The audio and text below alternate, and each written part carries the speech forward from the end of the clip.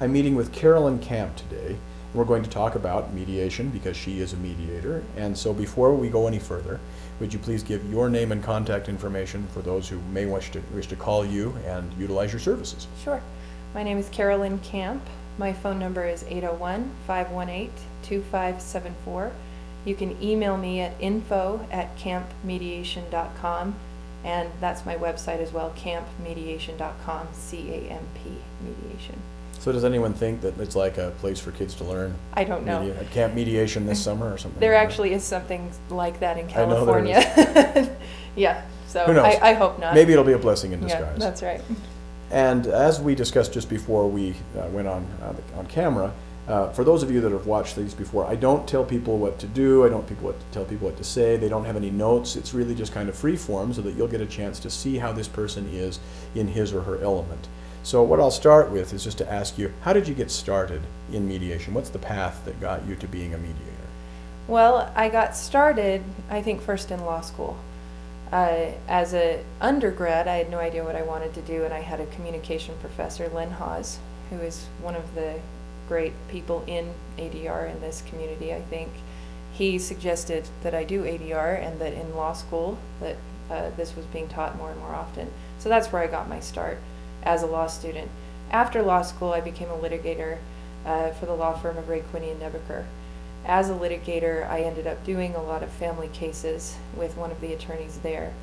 And I became dissatisfied, I think, with the litigation process as it pertains to family law in particular, and saw some of the drawbacks to how that process affects parties to a family case, and really wanted to get back into mediation, which had been my love in law school. So I actually went back to school. I got an advanced degree at Pepperdine University in alternative dispute resolution, and then started mediating and teaching full time, and that's what I do now. I teach mediation and I mediate, and I really love what I do. Who do you teach? I started teaching at BYU Law School, law students, teaching mediation there, and last year, I'm now in my second year teaching the Conflict Resolution Graduate Certificate Program at the University of Utah. That is a graduate program. It's a one-year graduate program taught in the evenings through the communication department at the University of Utah. It's a great program. That's good. And that's a feather in your cap too. Tell us a little bit about then especially with not only your experience as a lawyer, but your experience in ADR as an academic. What is your philosophy, and what kind of approach do you take in actual mediations? That's a good question. I think a lot of mediators are hesitant to peg themselves as one style or another. And I'm not asking you to do that either. If you Mhm. wanted to tell me a little bit about the ones that you see working, Sure. but it's not so much that you say, well, I do it one way, but just Yeah. more, not so much for people that aren't familiar with the lingo of ADR, Sure. but just like, this is what I like about it, or this is how I start, because one of the reasons we're doing this is not only so that people can get to know you, but also get to know the mediation process and what they Sure. can anticipate. Sure. I think that I take a very analytical and communicative approach to mediation, meaning that I think there are some mediators who are very uncomfortable having parties meet together in mediation. And not that I think parties need to be together always in all mediations or all the time during a mediation, but I think that's one of the aspects of mediation, that if a mediator is very skilled at helping people have conversations in real time in the same room, that it can be very helpful in a family case, especially if there are children involved. I think it's a disservice to parties to come into mediation, keep them apart, and keep them distrustful of the other side if there's any progress that can be made in the mediation to help them communicate in an effective way. I have found with co-parents that at times the mediation is a first step for people to realize that there might be areas they can agree on with this other person, and there might be ways they can communicate with this other person. For that reason, when I am working with people who have children together and who will be continuing to co-parent their children together, I do make an effort to at least spend part of the mediation together in the same room, seeing what issues we can work through together with the parties, and if they have attorneys, with their attorneys as well. That being said, I don't think that there's a one-size-fits-all approach. to every case in mediation.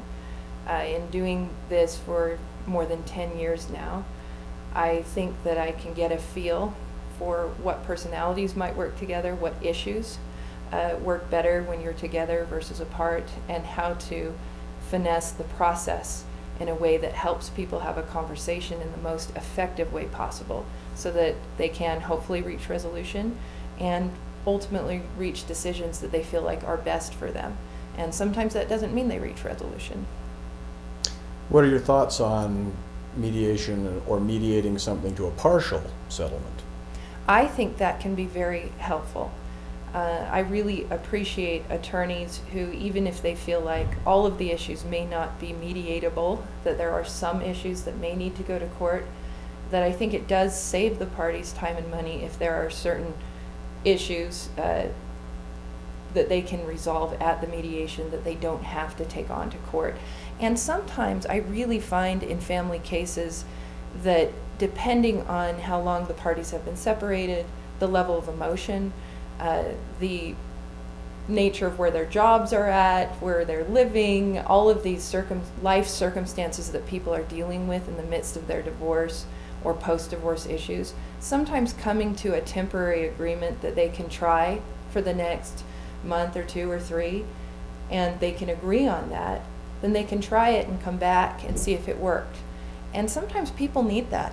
I do find that some attorneys really want to get it all settled, all now, all at once. And in family cases, it's just hard to know where people are going to be in the next week or the next 2 weeks, and sometimes just giving them something to try can help. And the goal is, and maybe I'm too idealistic at times, but that if they can get past some of that initial emotion of the separation and divorce and start working with a schedule or some circumstances that they were able to agree on, then things start to get a little bit better for them. The communication starts to get a little better. I think people also will be interested to learn that, oh, you mean I don't have to, it's not an all or nothing proposition? Yeah. I can go to trial over just the things we don't agree to. Absolutely. Most people are never taught that. It's not that lawyers keep it from them. They just never think to ask, and lawyers never think to volunteer that to them, or the courts for that matter. Mm-hmm. So one thing to keep in mind is that you can go to mediation trying to resolve everything. That would be your hope. Sure. But even if there are 10 issues and you resolve 8 and only have 2 that get tried, you're going to have a shorter trial, you're going to have a cheaper trial, and you're going to have fewer things that interact with those issues at trial too. So keep that in mind. Absolutely. And by the same token, you don't have to settle everything at mediation either. You might say, there are just some things I think we're too far apart on. But for example, if child custody is going to be your big contested issue, but you agree that we're going to divide our retirement benefits in half, well, then just agree to it. Yeah. There's no reason to have to go to trial and argue something that both of you more or less agree to anyway. Yeah, I completely agree with that, and it can shorten the trial process if you end up going to trial, and it can create some goodwill as well, and those things are helpful as you move forward in something that can be very difficult and very contentious. Now, you'll know what I talk about, but most of the people watching this won't. But then could you tell people a little bit about the different kinds of family law mediation specifically, where we've got evaluative, and we've got transformative, which I think is one of the most fatuous terms I have ever heard.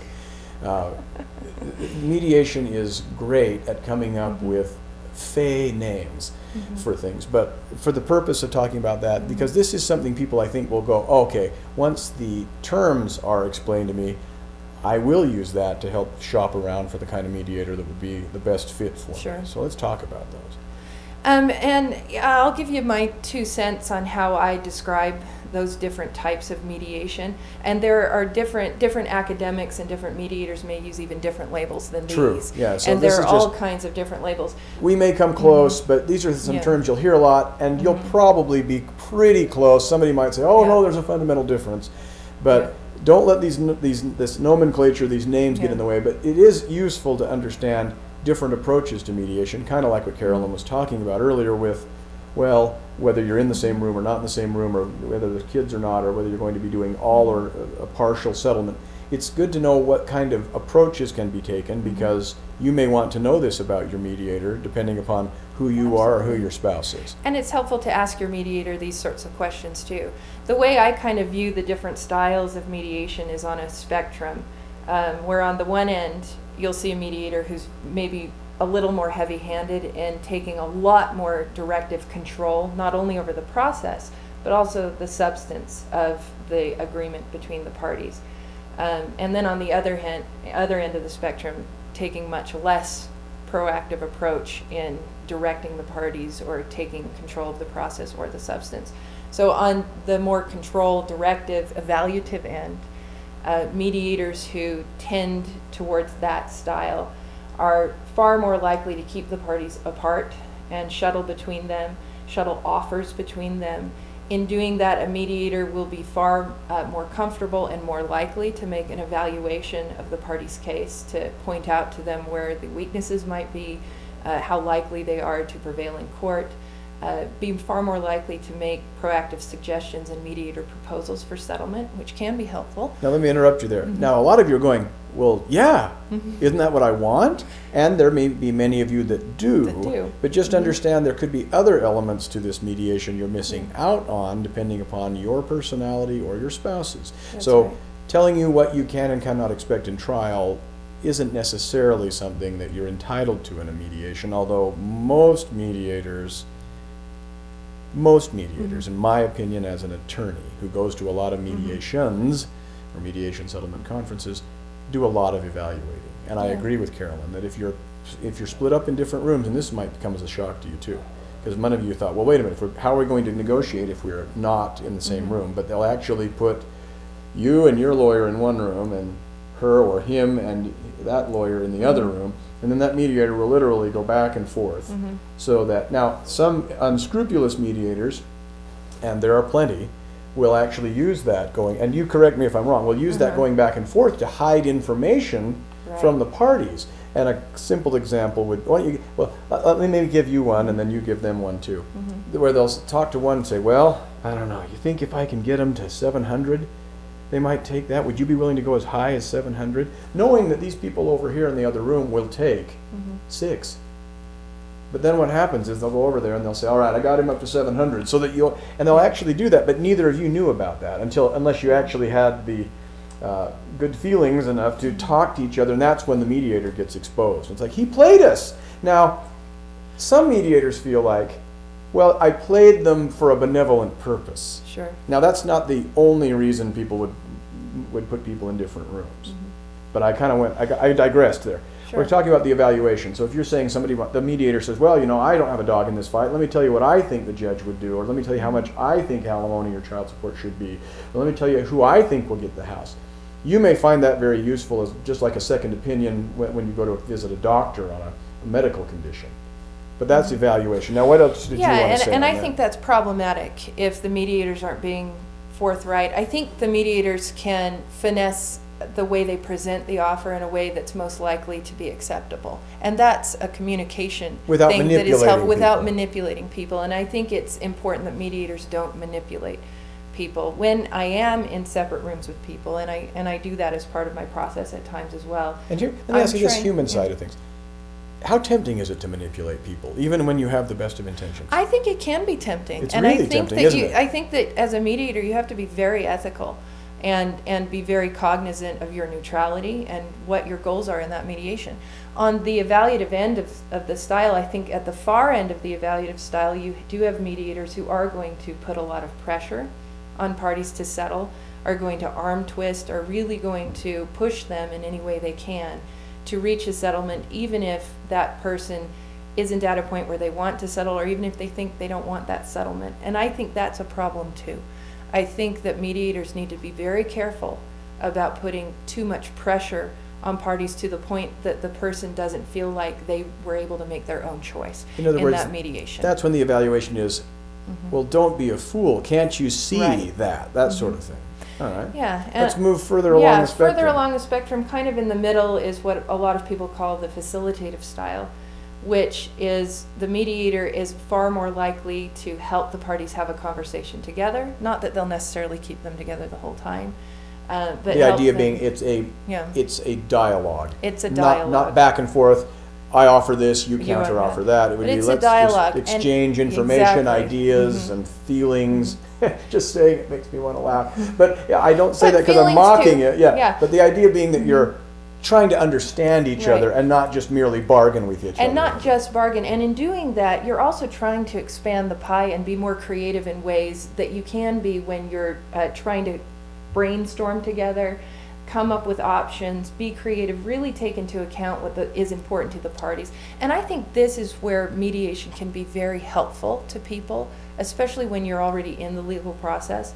Things that are relevant to the court and relevant to your attorney sometimes are not all the things that are relevant to you as a party to mediation. And there's only so much a judge and a court can Right. do. Sometimes they'll say, we are not allowed to order you Right. to do some things that you can choose to agree to do. Exactly. And so when in mediation, it expands the field of things that you can talk about.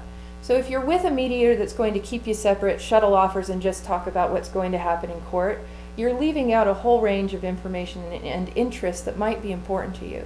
And so a mediator who can really listen to you and say, what's important to you?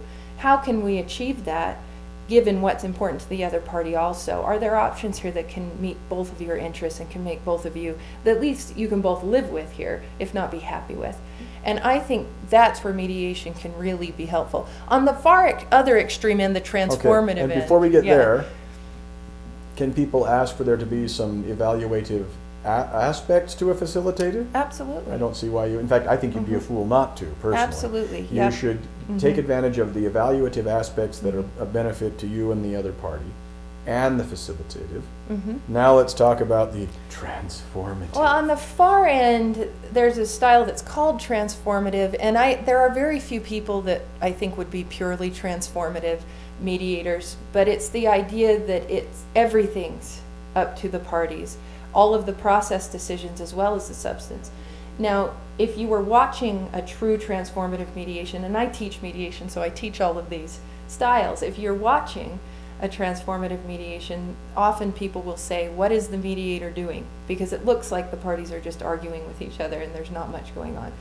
The mediator is doing some things there, but the goal... I'm trying very hard Yeah. to look neutral as I hear this, Yeah. but I have a very low opinion of transformative. And a lot of people do. The mediator is engaging in some specific skills that can be helpful, but the goal of a transformative mediation is really that the parties are able to communicate with each other to the point that they can understand one another better and that they get clear about what their wants are as well. And there's a very specific theory to why and whether that works. Where I kind of fit in on all of this is that I feel like that mediator skills, whether they're called a transformative skill or a facilitative skill or an evaluative skill, that there are all kinds of tools that a mediator can use.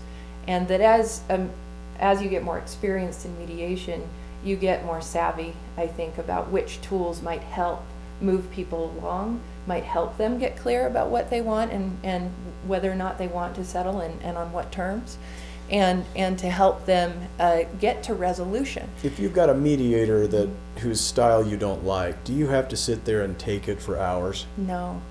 And I tell my parties that too. And, I think sometimes they feel like they need to stay, but I try to be very clear that if they don't like the mediation process, even if it's mandatory and they need to be there, they can leave the process at any time and they've fulfilled that mandatory element of their requirement to be there. And if they don't like the mediator, they can leave at any time, and that's okay. And I'm okay if I haven't had people tell me that, hardly ever, but if they did, I'd say that's fine, that's your choice. And here's some other mediators if you want to try this again. In a sense, you're the consumer of the mediation services. If this isn't doing it for you, then go find somebody else that can. Try another process, try another person. Because it can be an effective process if you find the right match, I think. Do you explain to people and kind of get a feel for them in advance if both parties tend to toward the evaluative thing or the facilitative, so that you can tailor your approach to what they do? I do try to tailor what my they approach. want, excuse me. Yeah, I do try to tailor my approach. Often the parties won't know exactly what they want, so a lot of that is feel with, as we get into the mediation, with what they want and desire in that process.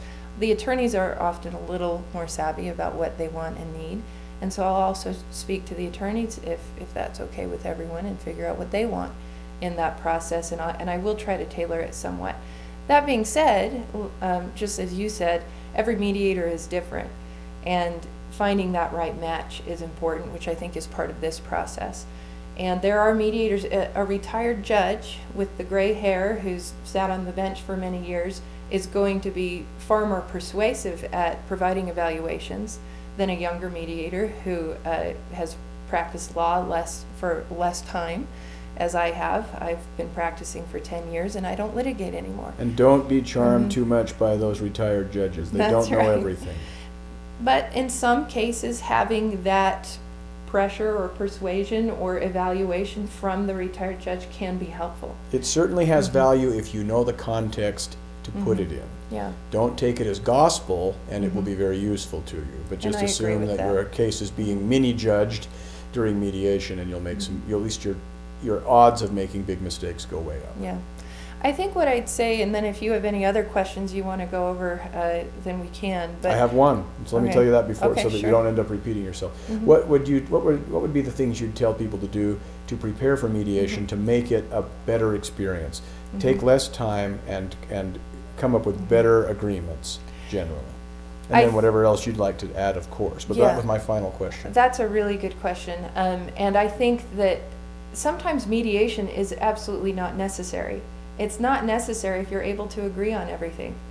You don't need the mediator if you have been able, either between you and the other party or with your attorney's help, been able to negotiate and agree on all the important points of your divorce or family issue. So toward that end, to make the mediation really helpful, you should do everything you can in advance to see where you are in agreement and if there are options that the other person's willing to consider. If you've done that in advance, one, you might find out that you already have an agreement, or two, you're very clear on the points where you haven't been able to reach agreement. You've done your homework. You can do a lot of other homework prior to coming to the mediation to make sure that if you are negotiating retirement accounts, for instance, or the value of a home, or things like that, getting as much information prior to entering the mediation will help it go a lot smoother and will mean that you might actually make a lot of progress there in the mediation session. Tell me if you think this would, a lot of people, getting divorced is not what they look forward to. It's not a pleasant experience, and so a lot of times people tend to want to leave it in the hands of the mediator and or the lawyer. So they show up to mediation kind of going, all right, what are we here for? I know we're hoping to settle, but you haven't thought about things. And so let me say this, one thing you can do as a client to make sure the mediation doesn't last till 2 in.the morning, Yes. and I'll never do that again, because I did it once. My wife thought I'd driven off a cliff or something. And I don't do that either as a well, mediator. Yeah, not anymore. Yeah. I've been through that to realize it just wasn't a good idea. But you ask yourself, all right, I've looked at my complaint for divorce or my counter petition for divorce or whatever. Here are the things that we are arguing over. What are my positions and what's my bottom line? And you really should have a plan A, plan B, perhaps even a plan C, saying these are the things I could live Yep. with if I had to. But if you go in there and you start to evaluate your case and start to think about what you can live with in mediation, it's too late and you're likely to make a Yeah. mistake and leave things on the table you didn't need to do. Well, and you might have buyer's remorse when you leave if you haven't really prepared to settle there and thought about what you can live with and what you can't. And make your attorney have that conversation with you and inform you about how this is going to go and some good ideas and things in advance. And good attorneys will prepare you in that way, I think, for the mediation. I don't think mediation should go till 2 a.m. and sometimes they do, but not mine. What I tell people is to expect 4 hours or less. And if the parties and attorneys, if we're making progress and they really want to go beyond that 4-hour mark, we certainly can. But I find that especially in family cases, it's very emotional, it's very difficult, you're making very difficult decisions. People get tired, and people don't make good decisions when they're tired. Don't be afraid to come back another day. Exactly, You and don't I have to wish keep more going. attorneys would admit that as an option to say, we've made progress, let's hold on to this progress, let's come back and see if we can finish it up. Because I think that's a perfectly valid And if everything option. unravels between day 1 and day 2, then you've learned something valuable too. It's like this person That's wasn't exactly negotiating right. in good faith, so maybe this day 2 is going to Yeah. be very short, or at least you can say, I'm on to you, Yep. and so we won't be leaving today without a signed agreement kind of a thing. You Yeah. can do some things, but either way, anything that you felt was crammed down your throat is going to be fraught with peril. Yep, I agree with that completely. And so I think that's my final point, that for me as a mediator, I'm very careful about that. I think one of the main purposes of mediation is the self-determination of the process, meaning that the parties to the mediation get to make their own decisions in that process. And if they feel like they were too tired, they were being pressured, that they really didn't get to make their own decision for whatever reason, then I think that's a failure of the mediation process. My goal in mediation, whether or not, wherever I fit in that spectrum or what tools I'm using, it's all about what my goal is as the mediator, and that's what I always ask my students. Think about what your goal is as the mediator. And I think ultimately my goal is that the parties to the mediation are provided an atmosphere where they're able to make good decisions for themselves. And that may very well mean, and often does mean, that they reach a settlement with the other side. And if that settles it for them and they can live with that settlement, then that's a good outcome for them. Ultimately, though, I want to make sure that they don't feel pressured in that process, and that they feel like they are making their decisions, and that they're making those decisions on good information. And so having attorneys there can really help that. If there's information It really there, can. yeah. I'm not trying to sell attorney services, No. but if you don't know what you're doing when you go to mediation, your mediator is not a sub. That's the mediator can't give you legal advice. Yeah. The mediator can draw up an agreement, but will draw it up the way you tell the mediator to That's do it. right. And so if it's illegal, it won't be binding because a mediator who happens to hold a law degree has it. That's or right. drew it up. And so I think it's important that parties feel like they were able to make their own decision, even if it means they settled on something they realize isn't as much as they wanted. It's still something that they think was a good They decision. made an informed An decision. informed decision. They could in be, the you process. could be really disappointed with your informed decision, but no, it's like, this is the best Yeah. I could do with a bad situation. Exactly. And so that's where I try to slow it down, make sure people aren't making decisions on pressure or on emotion, and that they're really looking at what the possibilities are, what the information is, and trying to come to decisions that they feel like were informed and were the best for them under the circumstances. And I think that's my ultimate goal whenever I meet with parties in mediation. Well, we've been well served today. I thank you for that because you've done a great job of explaining it without a lot of esoterica or flim-flam and things like that. And that's what Thank people you. need at a time like this, especially when they're thinking about the mediation process and who would be their mediator. So with that in mind, would you give them your name and contact information one more time for those who might want to give you a call? Sure. My name is Carolynn Camp. That's C-A-M-P. My website is campmediation.com. You can reach me at 801-518-2574 or at info@campmediation.com. Thanks.